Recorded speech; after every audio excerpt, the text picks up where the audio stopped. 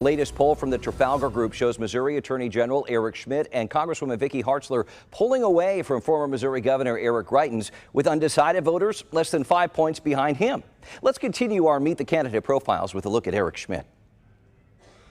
It's always been about God, family, country, and the Cardinals for me. As your senator, I'll swing a big stick in Washington. Schmitt's working to set himself apart from the pack, and he told reporters when he filed in February his record speaks for itself. So I think the difference between me and the field, quite frankly, is a lot of people can talk about things, a lot of people will give speeches about things. I'm actually doing something about it and protecting, Missourians at every turn.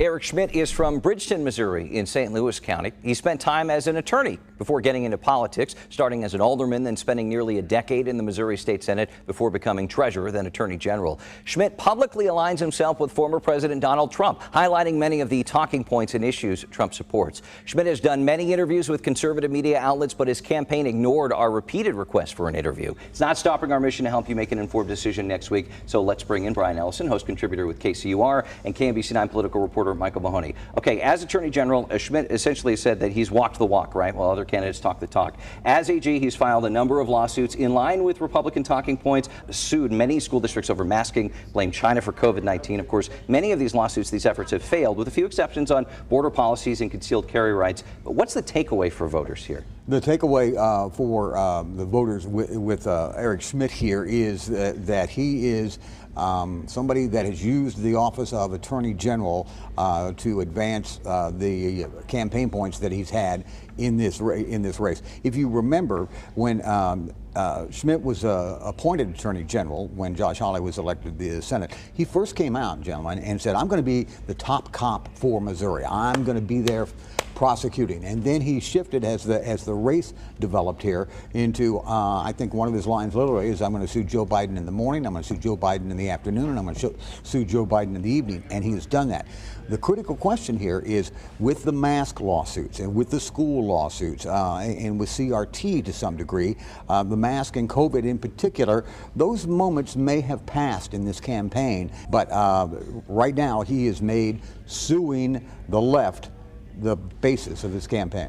Which is pretty interesting, because the job of the Attorney General, when you talked about him being the top cop, in Missouri, that's not actually the job of the Attorney General. It's not a law enforcement position. He's not in charge of public safety, but he found his track on these lawsuits. It's interesting the way that reflects an evolution in the political life of Eric Schmitt.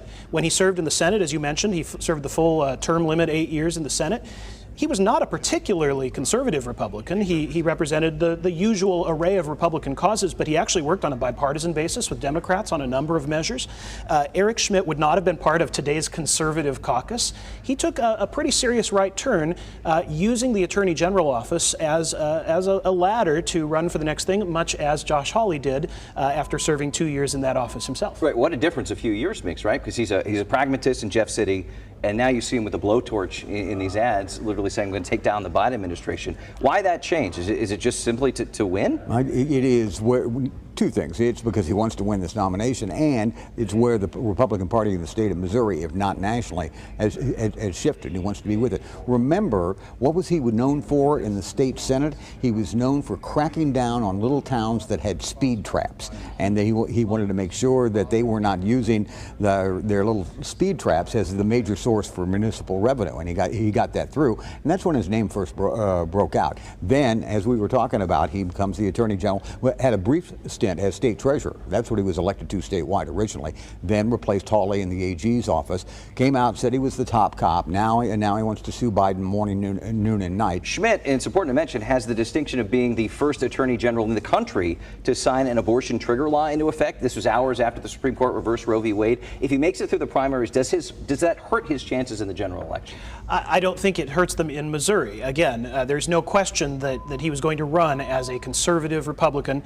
And frankly, his signing of that law here in Missouri was relatively ceremonial. It could have been done by the governor. It could have been done by the legislative leadership. In fact, both the governor and the AG signed the orders. Right. Exactly. So I think the reality is that this effort on Eric Schmidt's part, whether it be all the lawsuits you mentioned or things like signing that abortion trigger law, the impact is that it establishes some ideological purity for him. That wasn't always who he was. When he served as treasurer, that was the kind of job that a lot of people saw him in, a ministerial function. He had duties to perform, and he performed them. So his need to establish himself as an ideological leader among conservatives is what that's about and what much of the rest of his work is about. And real quick, let's remember that in the polling, and this is what we have to gauge this race on right now, Eric Schmidt has led in a couple of polls, some that he was associated with, but he is right there as either the leader or very close,